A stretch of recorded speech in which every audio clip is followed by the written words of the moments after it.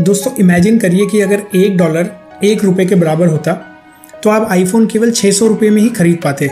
US और Europe केवल 10,000 रुपये में छुट्टियां मनाकर आ सकते थे। हार्वर्ड जैसी वर्ल्ड क्लास यूनिवर्सिटी से केवल 40-50 हज़ार रुपये में ही कोर्स कर पाते। ये सिचुएशन एग्जैक्टली तो नहीं बट थोड़ी सिमिलर होती थी 1947 में, जब इंडिपेंडेंस के टाइम पे $1 की कीमत 4.76 रुपीज़ थी।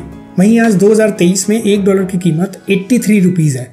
यानी कि हमारी करेंसी की वैल्यू डॉलर के अगेंस्ट इतनी गिर गई है कि आज हमें 83 रुपीज़ देने पड़ते हैं $1 खरीदने के लिए।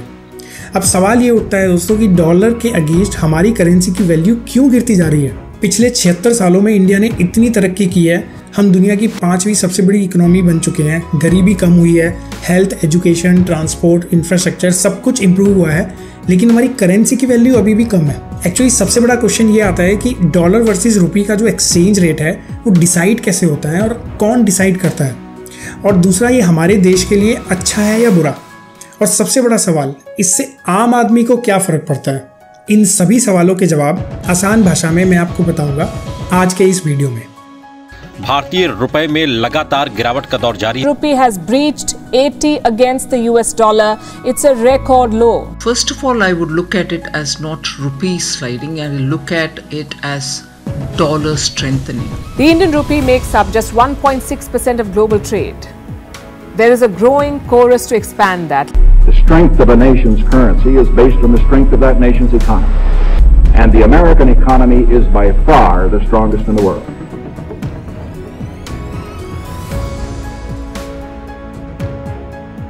दोस्तों सबसे पहले समझते हैं कि डॉलर वर्सेस रुपी का जो एक्सचेंज रेट है वो डिसाइड कौन करता है।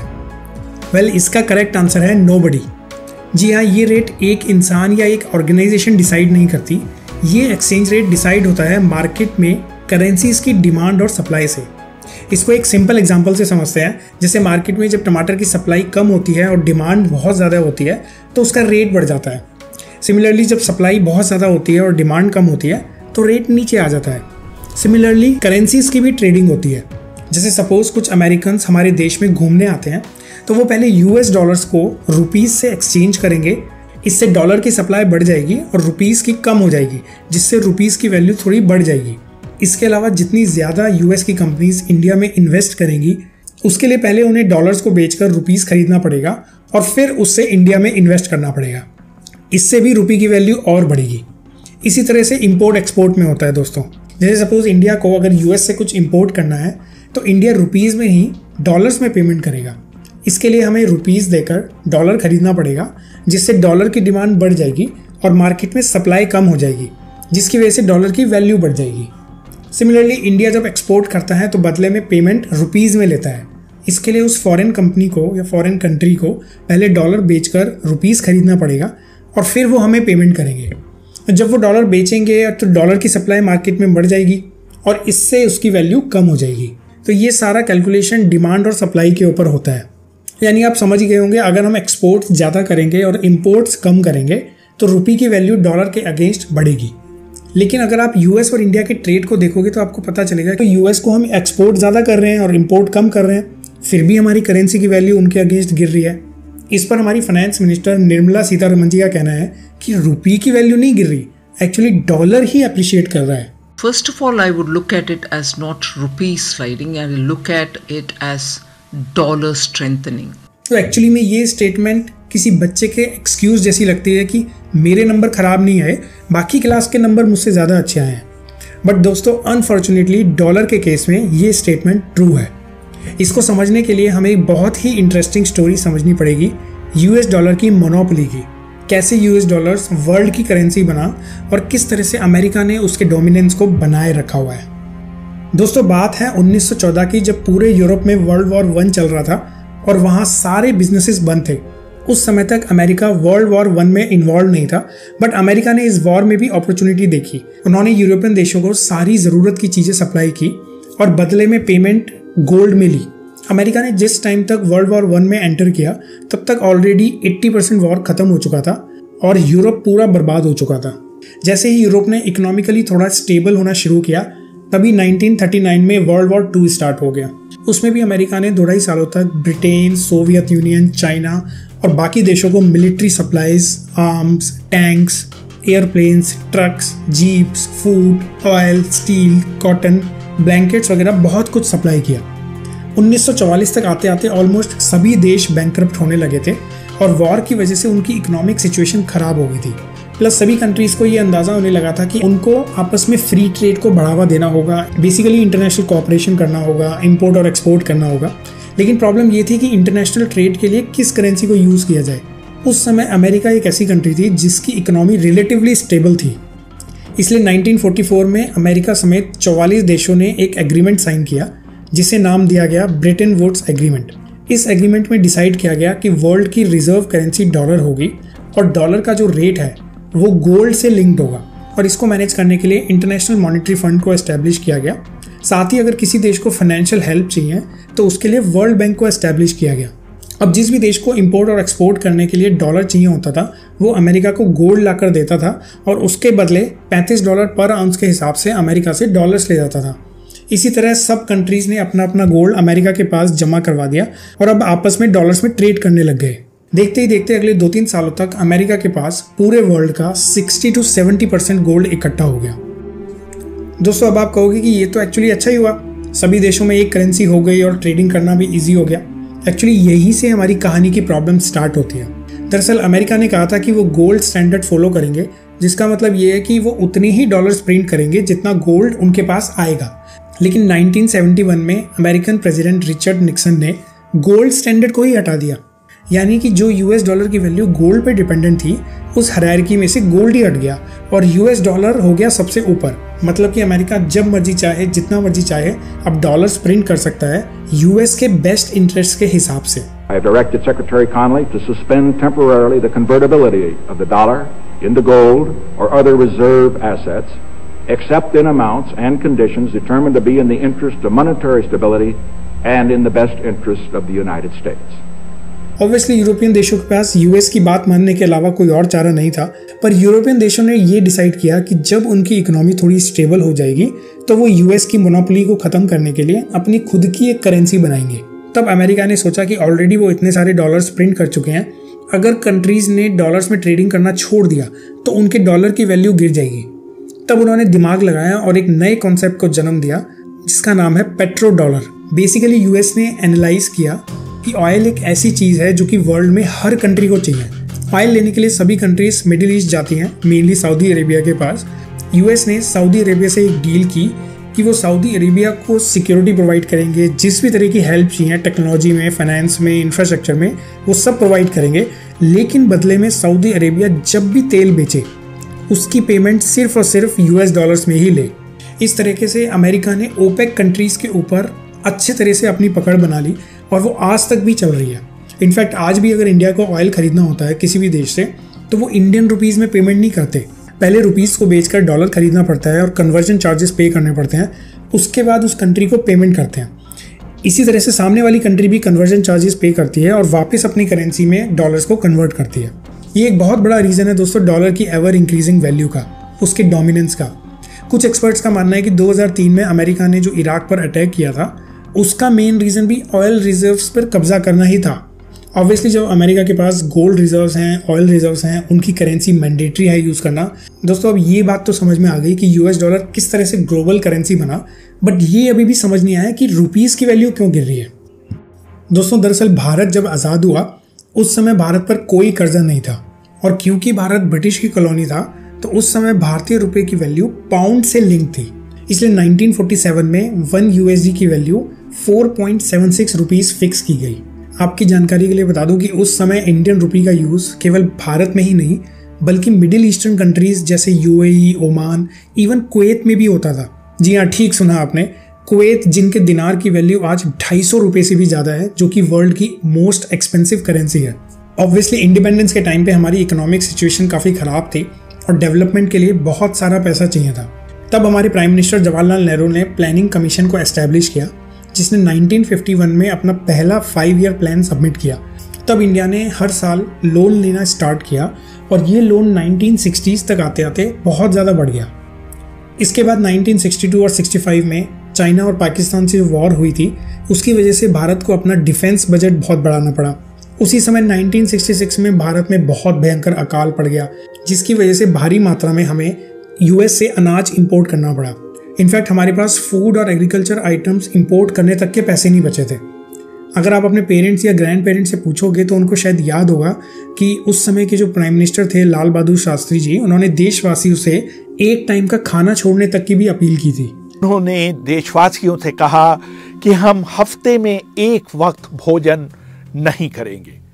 उसकी वजह से अमेरिका से आने वाले गेहूं की आपूर्ति हो जाएगी। लेकिन इस अपील से पहले उन्होंने मेरी मां ललिता शास्त्री से कहा कि क्या आप ऐसा कर सकती हैं कि आज शाम हमारे यहाँ खाना न बने।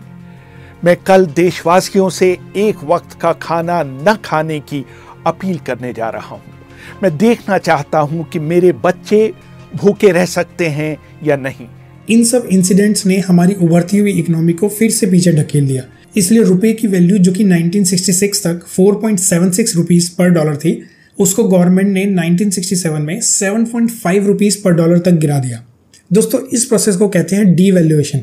ये तब किया जाता है जब कोई देश दूसरे देशों से लिए गए लोन को चुका पाने की स्थिति में ना हो। मतलब आसान भाषा में बताऊं तो सपोज मैंने आपसे 100 रुपए का लोन लिया, जिसमें से मैंने 80 रुपए खर्च कर डाले, केवल 20 रुपए ही बचे। अब मैं आपके 100 रुपए कैसे लौटा पाऊंगा? लेकिन मेरे पास एक पावर है, क्योंकि मैं इंडियन सरकार हूं, मैं रुपए की वैल्यू कम ज़्यादा कर सकता हूं। तो मैंने और रुपए प्रिंट करने शुरू कर दिए, जिससे करेंसी की सप्लाई बढ़ गई और उसकी वैल्यू कम हो गई। सपोज मैंने इतनी करेंसी प्रिंट कर डाली कि जो पहले 100 रुपए की वैल्यू थी वो अब 1000 रुपए की वैल्यू के बराबर हो गई है, मतलब 10 गुना बढ़ गई है। अब इससे होगा ये कि जो मेरे पास 20 रुपए बचे थे उनकी वैल्यू अब 200 रुपए के बराबर हो गई है। अब इससे मैं आपको 100 रुपए वापस दे सकता हूँ और अपना लोन उतार सकता हूँ। इसी प्रोसेस को डीवैल्यूएशन कहते हैं, जो कि सरकारें करेंसी की सप्लाई को बढ़ाकर करती हैं। इसको आप डेप्रिसिएशन से कंफ्यूज मत करना, क्योंकि डेप्रिसिएशन होता है जो एक्सटर्नल फैक्टर्स की वजह से होता है। जब फॉरेन इन्वेस्टर्स को लगता है कि आपकी इकोनॉमी अच्छा नहीं कर रही और वो किसी और कंट्री में जाके इन्वेस्ट करते हैं, तो आपकी करेंसी की डिमांड कम हो जाती है और उसकी वैल्यू गिर जाती है। दोस्तों, 1967 में रुपए की इसी डीवैल्यूएशन की वजह से मिडिल ईस्टर्न कंट्रीज ने भी रिजर्व बैंक ऑफ इंडिया द्वारा इशू किए गए गल्फ रुपी को यूज बंद कर दिया और उन्होंने अपनी खुद की अलग करेंसी एस्टैब्लिश कर ली।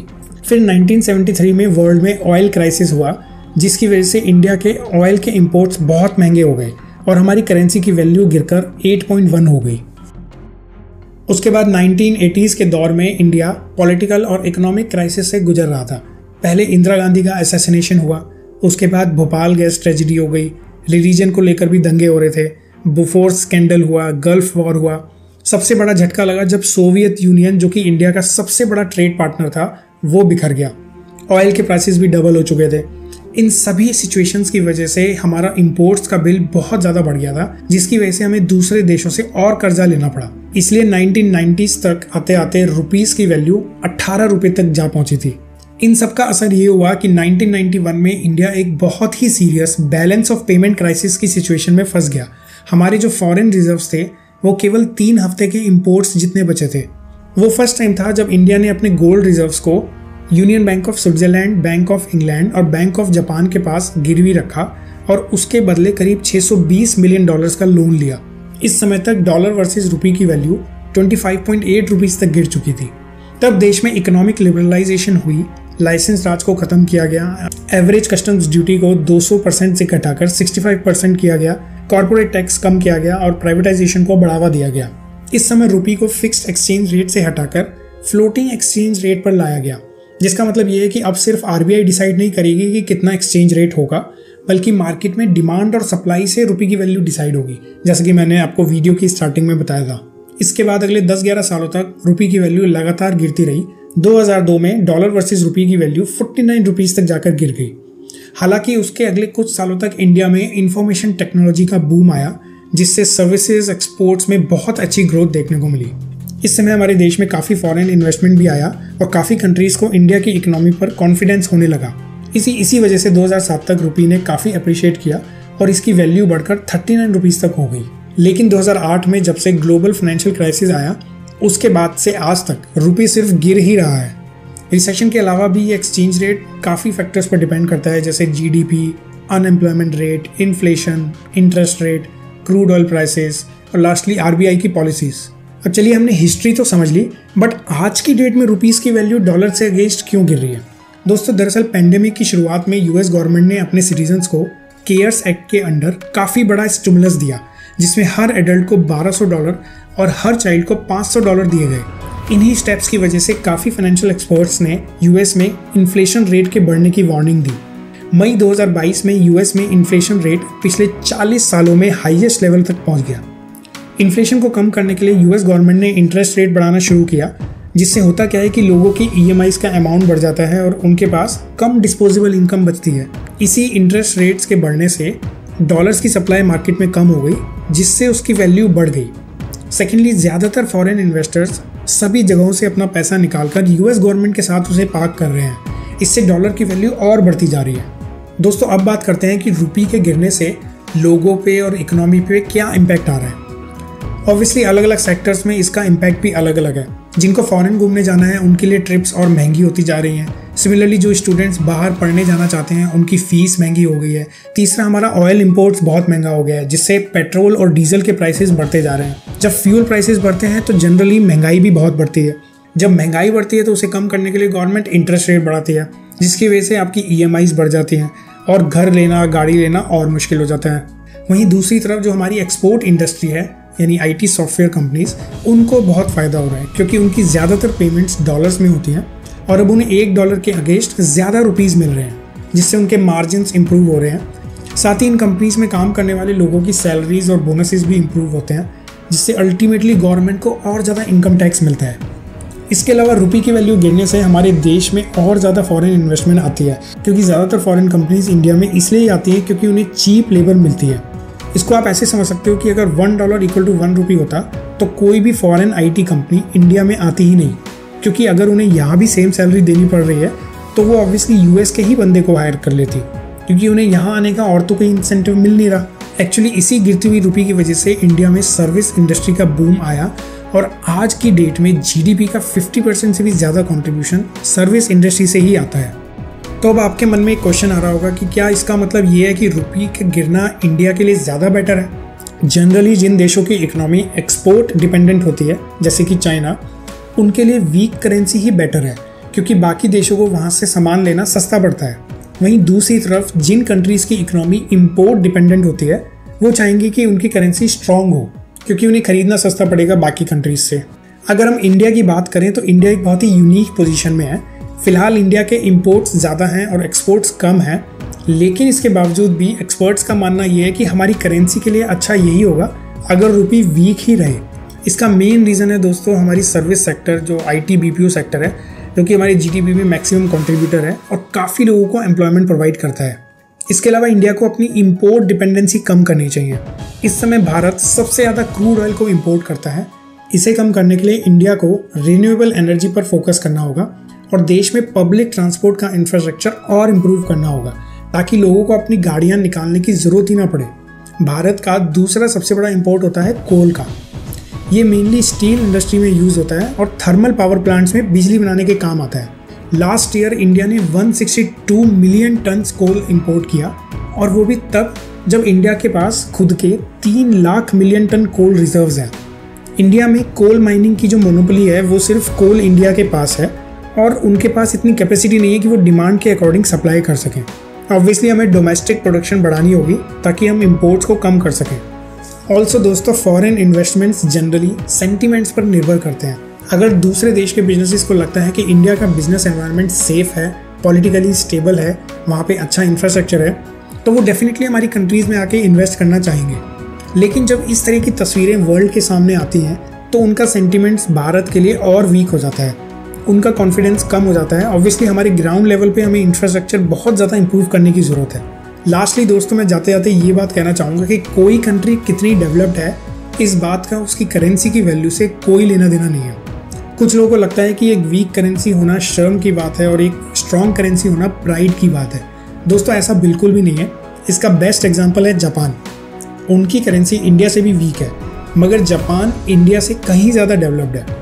जीडीपी के मामले में वर्ल्ड में 3रे नंबर पर आता है और उनका पासपोर्ट भी वर्ल्ड का 3रा सबसे स्ट्रॉन्ग पासपोर्ट है। तो दोस्तों आज के इस एपिसोड में बस इतना ही। नीचे कमेंट्स करके बताइए कि आपको ये एपिसोड कैसा लगा और ऐसी ही और इंटरेस्टिंग और नॉलेज वीडियोस देखने के लिए चैनल को सब्सक्राइब करना मत भूलिएगा। जल्दी ही मिलते हैं एक नए अमेजिंग वीडियो के साथ। तब तक के लिए goodbye and take very good care of yourself and your family.